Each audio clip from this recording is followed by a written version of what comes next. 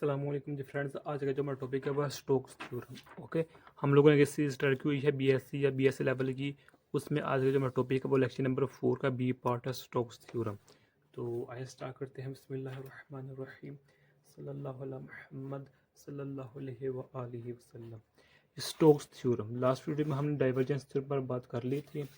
तो Stokes theorem को हम जनरलाइज्ड स्टोक्स थ्योरम भी कहते हैं, स्टोक्स थ्योरम, या इसको हम सेकंड नाम देते हैं जनरलाइज्ड स्टोक्स थ्योरम का नाम देते हैं।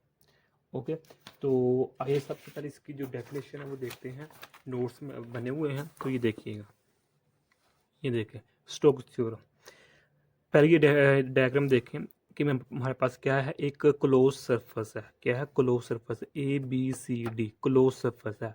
और ये भी याद रखिएगा कि जो होता है ना हमारे पास स्टोक्स थ्योरम, ये हमेशा क्लोज्ड सरफेस के लिए इस्तेमाल होता है, सिर्फ और सिर्फ क्लोज सरफेस के लिए। वो अलग बात है, वो सिलेंडर फॉर्म हो सकती है या स्पेरिकल फॉर्म हो सकती है, लेकिन शर्त ये है कि स्टोक्स थ्योरम को हम सिर्फ सिर्फ क्लोज सरफेस के लिए इस्तेमाल करते हैं। ओके, तो ये भी क्लोज सरफेस है, ए बी सी डी। अब ये इस सरफेस है, इस सरफेस को हमने पार्ट्स में डिवाइड किया हुआ है। ओके, एक सरफेस है, उसको हम ऐसे डिनोट करते हैं। तो उसको हमने छोटे छोटे पार्ट्स में डिवाइड किया है। एक ये डी एस है, ये बी डी एस है, ये डी बी डी एस है, ये बी डी एस है, ये बी डी एस है। हमने एक ये लेट कर लिया, ये हमारे पास एक पार्ट है। इस पार्ट को हम मैच भी कहते हैं या मैश भी कहते हैं, या स्मॉल मैच या स्मॉल मैश भी कहते हैं। ओके, तो इसको हमने नाम दे दिया, ये हमने एक ये ले लिया है। तो अब देखें, the line integral of a vector function around the closed surface of a closed curve of a surface, कि जो हमने क्लोज्ड सरफेस ली हुई है, उसका जो क्लोज्ड कर्व है, क्लोज्ड कर्व है, यानी कि हमने एक इंटीग्रल लिया किसका? वेक्टर फंक्शन का। वो वेक्टर फंक्शन हमारे पास क्या है? ई वेक्टर फंक्शन है। ए वेक्टर हमारे पास फंक्शन है। तो उस वेक्टर फंक्शन का हमने एक क्लोज सरफेस का इंटीग्रल लिया। जो हमने इंटीग्रल लिया, लाइन इंटीग्रल लिया, वो किसके इक्वल है? Which is equal to the surface normal integral of the curl of vector function over that surface, कि उस सरफेस पर जो कर्ल होगा वो उसकी सरफेस इंटीग्रल के इक्वल होगा। अब इसको हमने मैथमेटिकल फॉर्म में इस तरह लिखा हुआ है कि जो हमारे पास वेक्टर फंक्शन होता है, किस पर? लाइन इंटीग्रल वाला जो फंक्शन होता है, वो किसके इक्वल होता है? Curl of vector function over that surface curl function of vector function over that surface is equal to line integral of vector function of line. Okay, अब इसको हम डिटेल में समझने की कोशिश करते हैं। अच्छा, डिटेल में जाने से पहले इसको हम कई फॉर्म में लिख सकते हैं। मिसाल के तौर पर इसको हम इस तरह लिख सकते हैं, ये हमारे पास इस तरह हो गया। तो F dot D L which is equal to, इसको हम ऐसे, और यहाँ del cross F dot D S ऊपर ये लाइन। अब इसका क्या मतलब है कि जो हमारे पास ये लाइन है, ये किसको शो कर रही है? ये लाइन इंटीग्रल को शो कर रही है। ये हमारे पास क्या है? जो हमारे पास ये होता है, ये शो करता है किसको? क्लोज सरफेस को। तो इधर हम इधर इस सी भी लिख सकते हैं। ये किसको शो करेगा अब? कि ये हमारे पास लाइन इंटीग्रल है विद क्लोज सरफेस। ओके, तो इधर हमने वेक्टर फंक्शन ए लिया है, तो इधर आप एफ भी ले सकते हैं, D L which is equal to. अब जो मेरे पास ये है, ये इसको हम इस तरह भी लिख सकते हैं, डबल करके। ओके, ये डबल इंटीग्रल है। आगे है कर्ल। तो हम जानते हैं कि जो मेरे पास कर्ल होता है किसकी इक्वल होता है? डेल का cross product with respect to that vector function. इधर वेक्टर फंक्शन ए भी हो सकता है, भी हो सकता है। ओके, तो ये उस कर्ल की जगह हमने ये लिख दिया है। तो आगे क्या है? तो सॉरी, गलती होगी हमारे पास। जो हमारे पास कर्ल होता है वो इक्वल डेल होता है। ओके, कर्ल की जगह हमने डेल लिख लिया।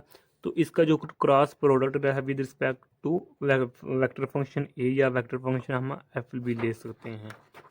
यानी कि सिंपल फॉर्म में जो हमारे पास कर्ल होता है, उसको मिसाल के तौर पर हमारे पास कर्ल ऑफ वेक्टर एफ, ये किसके, इसको हम इस तरह लिखेंगे। ओके, तो इधर एफ भी हो सकता है, वी भी हो सकता है, ए भी हो सकता है, वो हमारे पास अपनी मर्जी होती है। तो ये तो हो गया। तो यहाँ से हमें एक और बात समझ में मिल गई कि जो हमारे पास स्टोक्स थ्योरम होता है, ये हमारे पास लाइन इंटीग्रल और सरफेस इंटीग्रल के दरमियान जो रिलेशनशिप होता है उसके दरमियान हमें स्टोक्स थ्योरम मदद करता है हमारी। ओके, अब प्रूव की तरफ आते हैं। Consider a surface enclosed by a curve A B C D, we divided it into large number of small meshes, यानी कि इसको हमने स्मॉल पीसेस में डिवाइड कर दिया है। Let the area of a mesh A B D S, हमने कोई एक पीस ले लिया जिसको हमने डी एस का नाम दे दिया है। As the curl A is the line integral per unit area, ये लाइन इंपॉर्टेंट है। As the curl A is the line integral per unit area, अब इसको हम डिफाइन करते हैं इस तरह। तो जो हमारे पास कर्ल है, कर्ल ए, इधर हमने फंक्शन वेक्टर फंक्शन ए लिया, इधर आप एफ भी ले सकते हैं। तो जो हमारे पास कर्ल ए होता है, इधर मैं लिख लेता हूँ कि जो हमारे पास कर्ल ए है वो किसके इक्वल होगा। ओके, ये कर्ल ए को मैंने पहले बताया कि इसको मैं इस तरह लिख सकता हूँ। ओके, इस तरह लिख सकता हूँ, डन हो गया। तो इसके अलावा हमारे पास जो कर्ल ए है इसको साथ डी एस भी है, तो इधर मैं इधर डी एस भी लिख लेता हूँ, डन हो गया। अब हम चूंकि इधर लफ्ज आया कर्ल ए, यानी कि हमारे पास ये आया है, ये किसके इक्वल है उसने खुद ही बता दिया है कि is the line integral per unit area. अब लाइन इंटीग्रल इसका क्या है कि इसका जो लाइन इंटीग्रल है वो हमारे पास क्या है, लाइन इंटीग्रल को फॉर क्लोज सरफेस है, तो इसलिए हमने इधर ये गोल स्क्वायर लगा देंगे। तो ये सी किस वजह से लगा रहे हैं, ये लाइन इंटीग्रल शो करता है। तो आगे क्या होगा, हमारे पास वेक्टर फंक्शन होगा, डॉट डी एल होगा। ओके, ओवर क्या है, पर यूनिट एरिया। पर यूनिट एरिया का मतलब हमारे पास क्या है, वो सरफेस जिस पर हम ले रहे हैं और साथ यूनिट वेक्टर एन आएगा।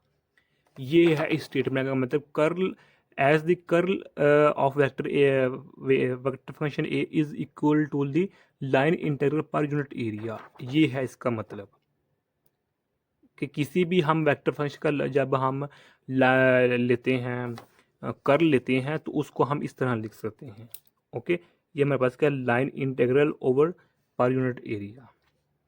और ये भी याद रखिएगा जो हम ये कर्ल एरिया ले रहे हैं वो यहाँ से ले रहे हैं।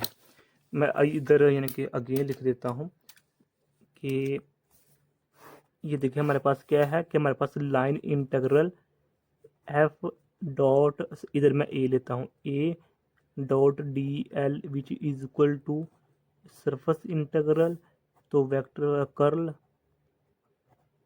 ए डॉट डी एस, ये है हमारे पास कंप्लीट इक्वेशन। तो इस कंप्लीट इक्वेशन में मैंने राइट हैंड साइड ली हुई है, कौन सी, राइट हैंड साइड ली है। तो राइट हैंड साइड का जो इतने सा पार्ट है ना, इतने से पार्ट का जो मेरे पास आंस आया वो ये है। ओके, ये यहाँ पार्ट है, इतने से पार्ट का जो मेरे पास आंस है वो ये है। तो मैं इधर डायरेक्ट लिख लेता हूँ इसको। तो ए डॉट डी एल है, तो ये नीचे डी एस है, और ये हमारे पास यूनिट वेक्टर एन है। ओके, तो इतने से वेक्टर आ गया। तो जो हमारे पास ये है डी एस, ये क्या है हमारे पास, क्या है, D S dot D S, इसको मैं इस तरह लिख सकता हूँ, जो मेरे पास है इसको मैं इस तरह लिख सकता हूँ। यानी कि हमारे पास एक्चुअली किस तरह होता है, ये मेरे पास इस तरह था कि जो यूनिट वेक्टर इस तरह ही होता है ना, वेक्टर ओवर मैग्नीट्यूड। तो इसको मैंने इस तरह लिख लिया, तो इसकी जगह मैं ये लिख सकता हूँ, ये वाली टर्म कि N dot D S. Okay, अब क्या होगा कि जो ये डी एस है इस डी एस कैंसिल हो जाएगा, ये एन एन से मल्टीपल होगा, तो हमारे पास जो आंसर होगा 1 ही आएगा। ओके, तो बाकी टर्म में मेरे पास ये बच गई, ये मेरे पास टर्म बच गई। ओके, तो अब इसका क्या मतलब हुआ कि जो ये आंसर किसकी को आ रहा है, ये देखें लेफ्ट हैंड साइड को आ रहा है, और राइट हैंड साइड का आंसर जो आ रहा है वो बिल्कुल लेफ्ट हैंड साइड को आ रहा है। इसका मतलब जो हमने ये इक्वेशन लिखी है ये बिल्कुल सही लिखी हुई है। तो अब मज़ीद इसको स्टडी करते हैं, इसका जो आगे थ्योरी है उसको हम देखते हैं कि ये बात होगी। अब देखिए, suppose that we take the line integral of all the meshes within the curve A B C D, if we add all the these line integrals the line along each side of the mesh where the line is taken twice will cancel away okay, ये main point है।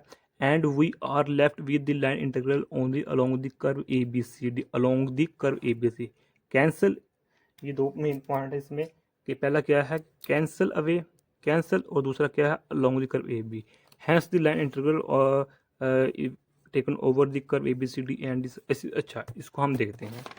इसमें जो बताया गया पहला point क्या है cancel.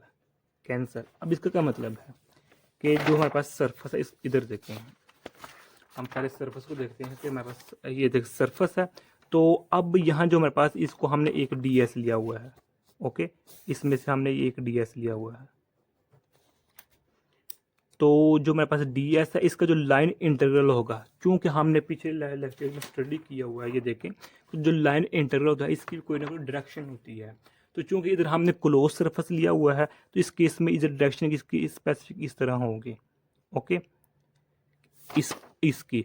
अब इसके जो साथ वाला ये है पार्ट, यानी कि इसके जो साथ अटैच है हमारे पास पार्ट अटैच है ये वाला, इसकी भी जो हमारे पास होगी लाइन इंटीग्रल वो होगी लेकिन इसके ऑपोजिट होगी ओके। जब ऑपोजिट होगी ये देखिए एक दूसरे की डायरेक्शन क्या है डिफरेंट है ऑपोजिट है, तो इसका जो इफेक्ट होगा वो क्या हो जाएगा कैंसिल हो जाएगा। सिमिलरली इसी तरह जो हमारे पास इससे ऊपर वाला ये होगा इसको हम इधर लिख लेते हैं, तो इसकी जो डायरेक्शन होगी वो हमारे पास इस तरह होगी इस तरह, तो जो ये हमारे पास इसका भी जो इफेक्ट होगा वो कैंसिल हो जाएगा। सिमिलरली जब ये हमारे पास ये पार्ट लेंगे इसको देखेंगे तो इस यहाँ भी हमारे पास ऐसा ही होगा ओके, तो ये कैंसिल भी जो लाइन होगा इसका जो इफेक्ट होगा वो भी कैंसिल हो जाएगा। इसी तरह ये बताया इधर बताया गया है कि जो हमारे पास इफेक्ट होता है वो कैंसिल हो जाता है, कैंसिल हो जाता है ओके।